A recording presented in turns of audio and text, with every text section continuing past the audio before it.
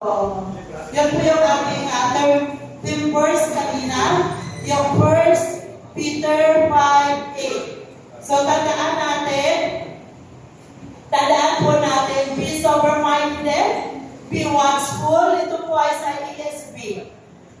Your adversary, the devil, prowls like a roaring lion, seeking someone to devour. Kaya naman siguro, ito po yung binigay ng Lord sa atin sa mga pong ito. At alam ko po na galit si Satan. Ayaw naman ng Diyos na hindi tayo maging alerto. So we have to be alert and of sober mind. Kasi si Satan talagang magdulubol trabaho yan para lang tayo ay ma-deceive. Ayaw niya magkaroon tayo ng spiritual breakthrough. Mahalaga na mamantayan natin ang ating mga sarili, ang ating pamilya, at ang church. Na tayo po yung tinutukoy sa church. Amen po ba? Amen. Gusto natin tuloy-tuloy at makamtan natin talaga ang spiritual breakthrough. Kaya naman, kailangan natin bantayan sa panalangin ang lahat ng mayroon ng ating mga buhay. Family, ating trabaho, ating friends, at ang church. So, iba-iba man tayo, pero isa lang tayo sa harapan ng Panginoon.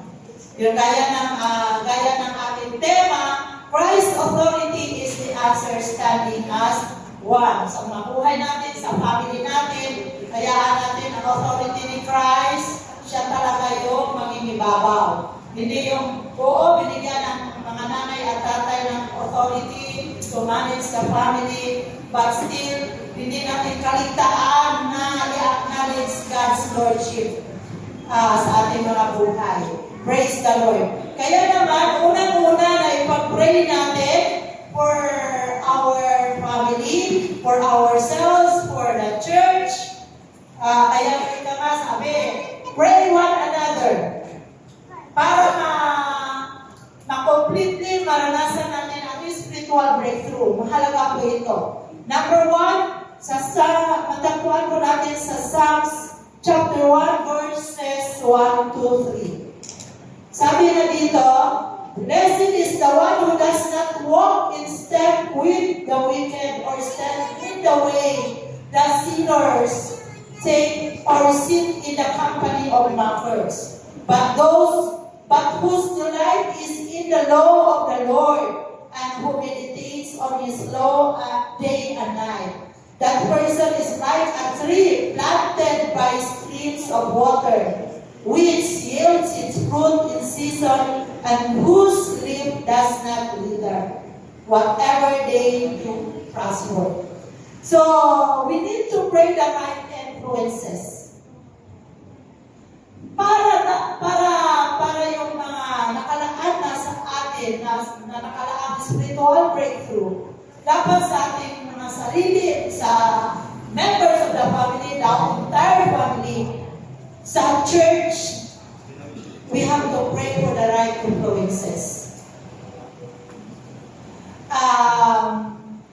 Kailangan na pagkatiwala natin sa Diyos ang ating mga buhay.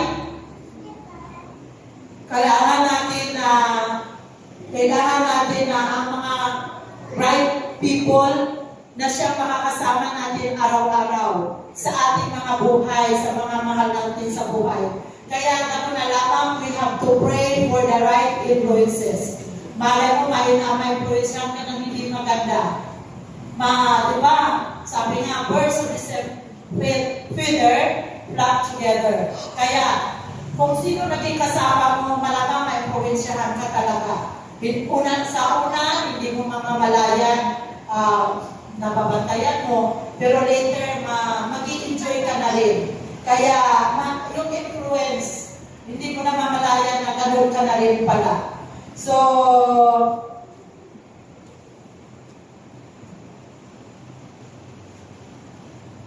Praise God. Praise the Lord. So, gano'n na lamang po sa buhay ng bawat isa, tayo ay magiging alerto para sa for God's own glory sa ating mga buhay. We have to pray for the right people that will surround our loved ones sa ating mga buhay, kahit sa mga ka-church members, sa ka-church mate natin. Mahalaga na mababagtayan tayo sa panalangin. Sayang yung nakalaan na biyaya sa atin na kung saan pag hindi natin mabantayan ay malulusaw lamang yan. Kung hindi natin mababantayan, hayaan natin mag-i-enjoy si Satan sa buhay natin. Kaya we have to pray for that. Bakuran natin ang ating mga sarili, mga mahal sa buhay ng panalangin. We will pray for the right influences, people that will not lead us to compromise. Let us protect our loved ones with the divine connection sa ating Panginoon, with God's power, the holy blood of Jesus. Tandaan natin, natutuwa si Satan kung tayo manilisip niya. Kaya, mahalaga na mababantayan natin ang ating mga sarili. Sabi nga kanina, di ba, ang sabi kanina, be sober-minded, be watchful.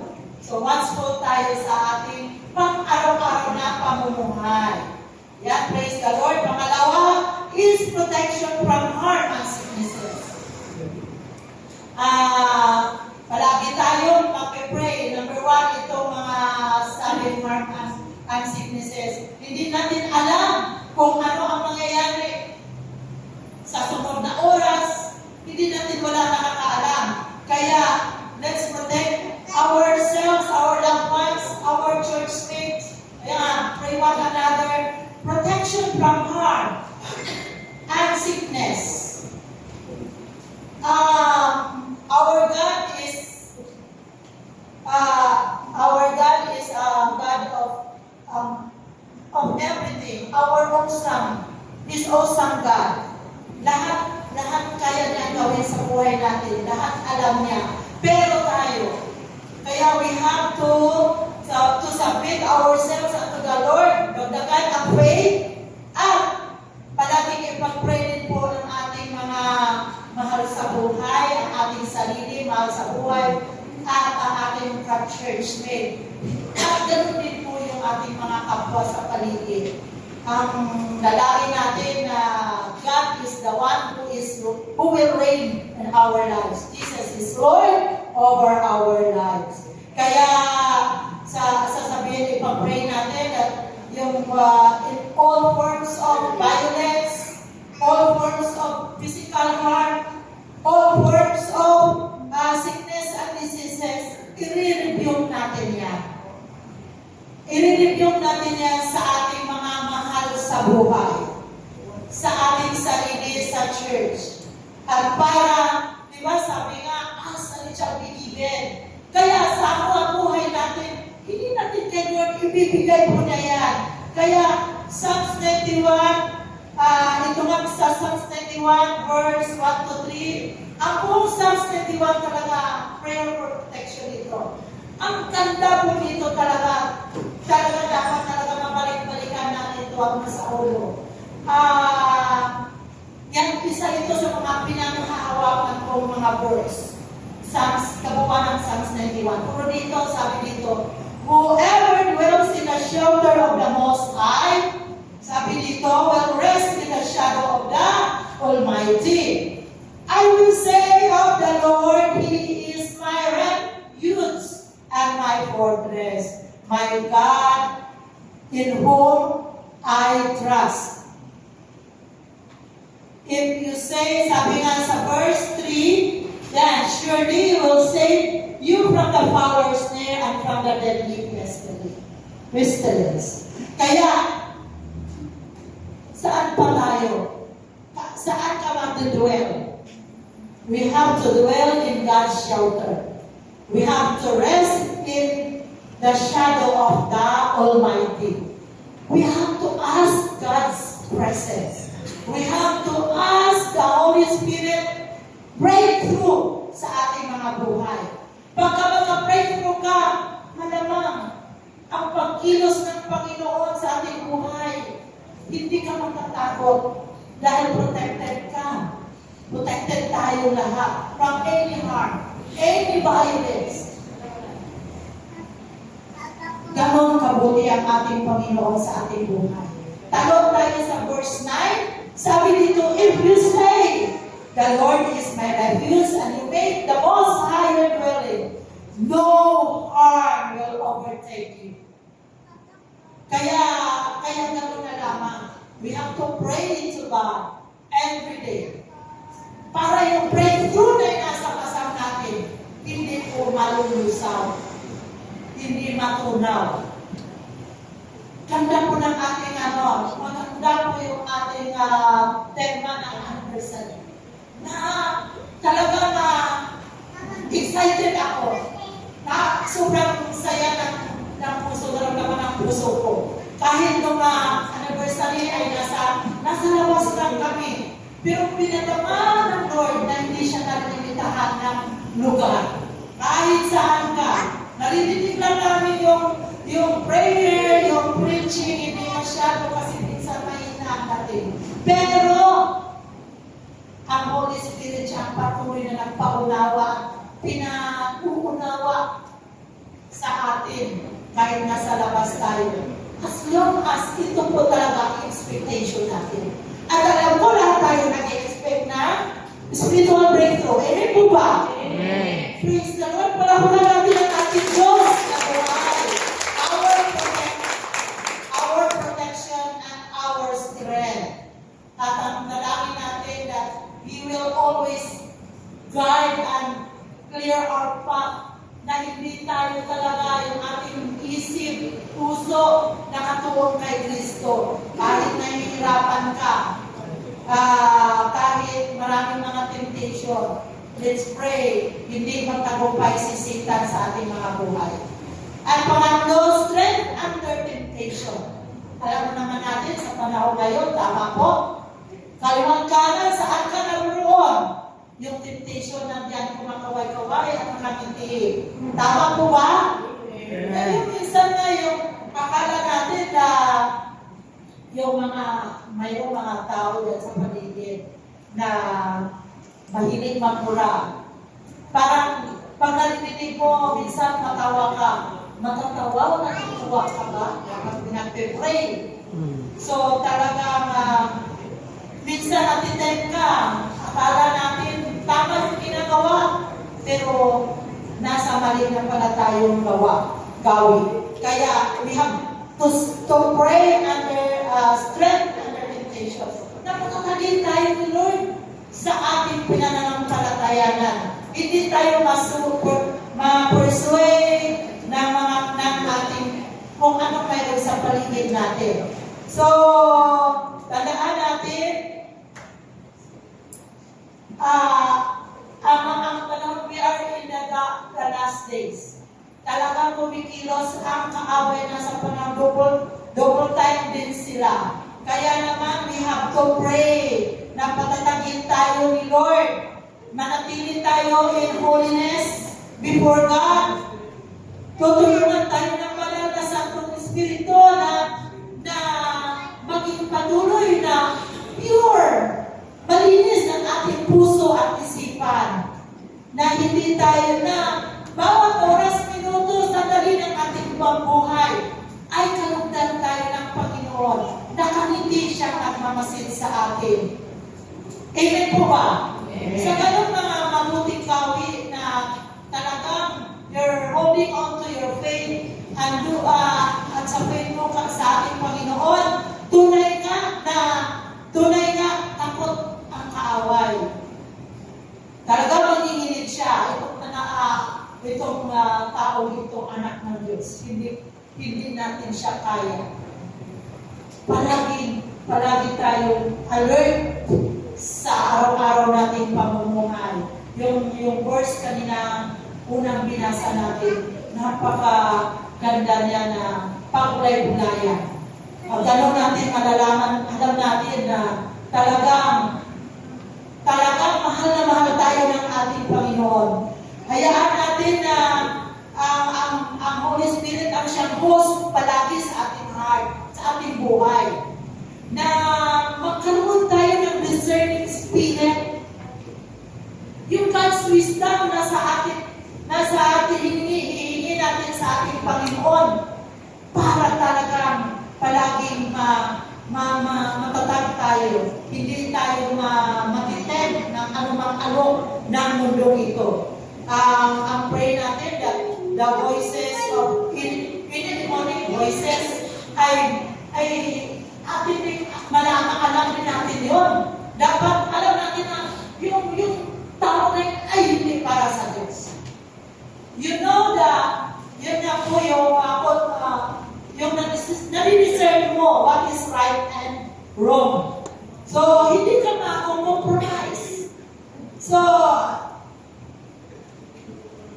sa buhay natin, kaya nga, Holy Spirit breakthrough. Dahil sa pamamagitan ng tulong ng Banal na Santong Espiritu, na yun po talagang dalangin natin that the Holy Spirit will dwell richly in our hearts. Talagang mayroon na nasa puso talaga. Pag sa ganun kasi talagang guided ka talaga at takot ka talagang magawa ng mali. May magkamali ka man agad kang paalalahanan ng Panginoon. Sabi nga dito sa Luke 22:31 verse 32 Sabi nito, then the Lord said, Simon, Simon, listen. Satan has demanded to have you apostles for himself. He wants to separate you from me as a farmer separates wheat from husk. But I have prayed for you, Simon, your faith will not fail. So when you recover, strengthen the other disciples. That's why we have to pray one another. Biblikalo, gusto talaga ni Satan na malisip tayo. Pag nalisip tayo, gentle pa naman ang Holy Spirit, nawala na yung breakthrough. Holy Spirit, yung paraman po talagang inaasam-asam natin lahat.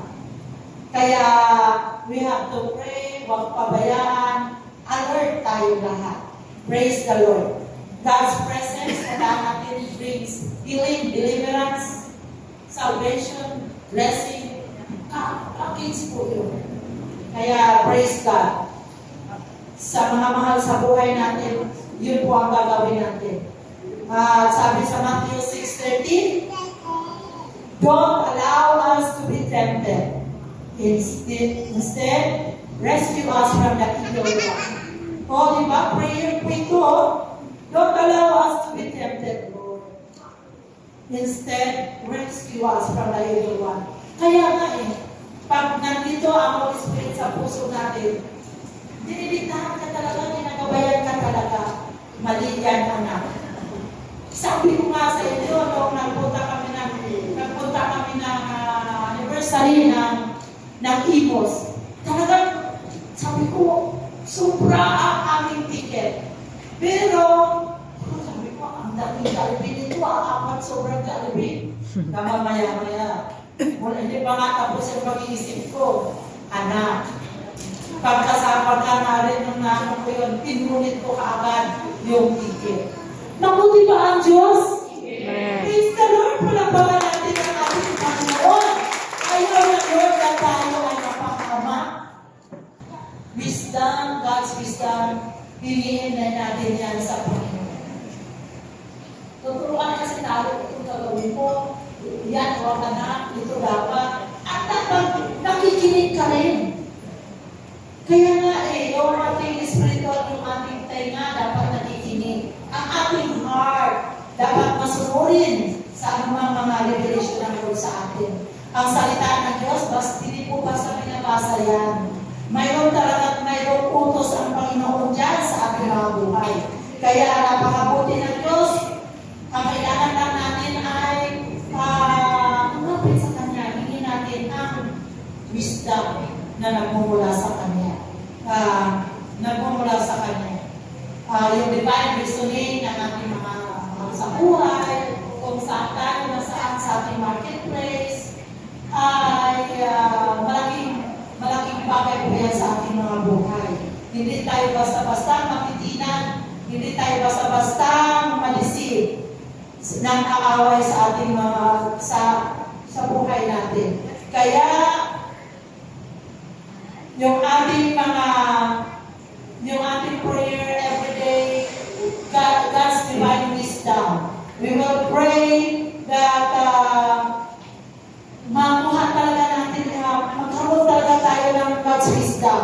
Kasi pagka wala tayo dito, sa bagay, magkakaroon ka talaga ng wisdom pag ang Diyos at pinagkulay-kulayan mo ang kanyang salita araw-araw. Yan po kasi ang gabay natin. Yan yung ating ilaw. God's word is the light of our path. Kaya, praise the Lord. Naasamin natin ang divine wisdom. So, we have to pray for it. Sabi nga, di ba, ask and shall be given. So, ibibigay ng Diyos yan sa atin. At di ba, if you lack wisdom, ask God. Di ba? So, salita ni Lord yan sa, at hindi siya, hindi tayo hihindihan ng Lord yan. Basta, hinihindihan natin, it's aligned with His sanay sa puso ng Diyos. And last is, nasa panguli na tayo, prayer for, yan po, prayer for drawing closer to God and experiencing His presence. Ito po yung spiritual breakthrough. Ito po yung pag-pray po natin talaga itong spiritual breakthrough. Bakit ito po yung nilagay ng Lord sa puso ng ating spiritual director, Brother Eddie? Dahil ito po yung kailangan natin. Praise the Lord. Na may paalaala siya sa ating lahat, paalaala palagi na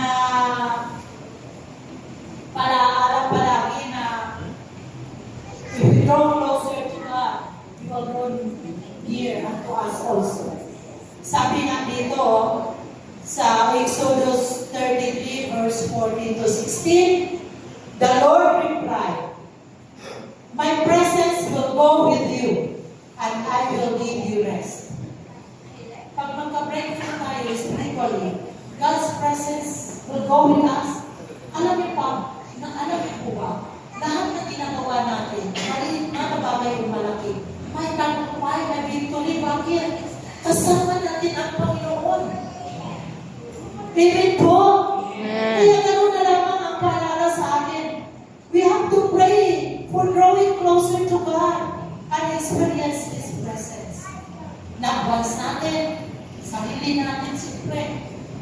Nagwas natin ang ating pastor.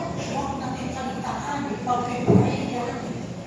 Kasi manimik ang ating mga pastor sa harapan ng kaaway. Gusto nilang inilisip yan. Kaya bakuran natin sama-sama ang ating pastor sa prayer. Kaya anong tawag doon? More intense prayer pa. From our pastor, for our brethren, for our loved ones, huwag natin hayaan na magtagumpay siya sa buhay natin. Amen po? Amen. Praise the Lord. At sabi nito, then Moses said to him, if your presence does not go with us, do not send us from here. How will anyone know that you are pleased with me and with your people unless you go with us? What else will distinguish me and your people will crown all the other people on the face of the earth? Kaya nga, we will pray for God's presence sa ating buhay. Amen? Mahalaga po yan sa ating buhay. Palagpakan natin ang ating Diyos. Hallelujah! Mabuti po ba ang ating Diyos?